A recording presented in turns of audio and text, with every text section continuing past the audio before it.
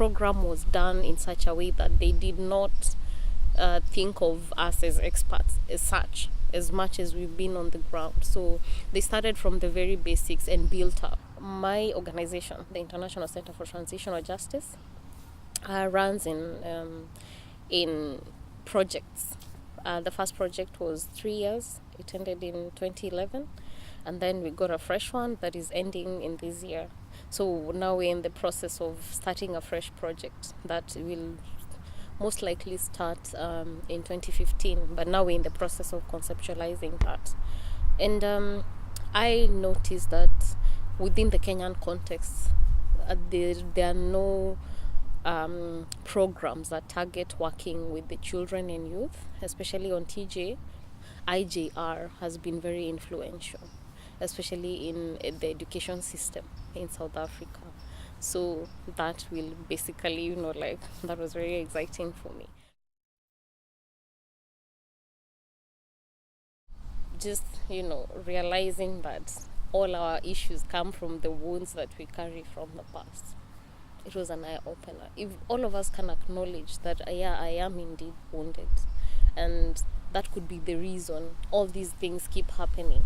And once you acknowledge that, really, times it just has to be personal acknowledgement, and then making a decision not to let that part of the past influence your future. But that doesn't mean that, that all the processes that need for people to be held accountable should stop. But now it means, now that I'm aware of that this is what is ailing me, then I'm able to face, that past. And if that means that I go to court and say this is a person, just to give an example, I'm not saying that's what should be done. And also the realization that really, I think for me, the education system is one of the real institutions that is to be used to guarantee non-recurrence in future. Because I believe once you work on the children, integrate these minds of, patriotism and shunning violence and embracing cohesion, seeing everybody as a brother or a sister, from a tender age, and it shouldn't stop just because you've moved on to the next grade. It should be continuous, just to cultivate a culture of prevention,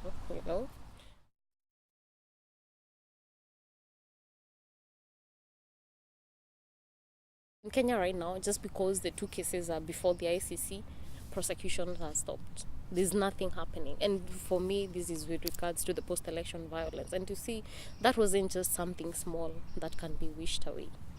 And as long as it's not sorted out, I think it's going to explode sooner or later. So there's need for the government, for the national government, to do something about it. And so I was very much looking forward, especially on the beat about prosecutions, because basically there's an international mechanism looking into that context. But you see, it's not just the three who are facing the charges. They were not, on the ground carrying out the atrocities that happened. And so as much as those who did, and we call them full soldiers, the low-level perpetrators, they really must be held to account.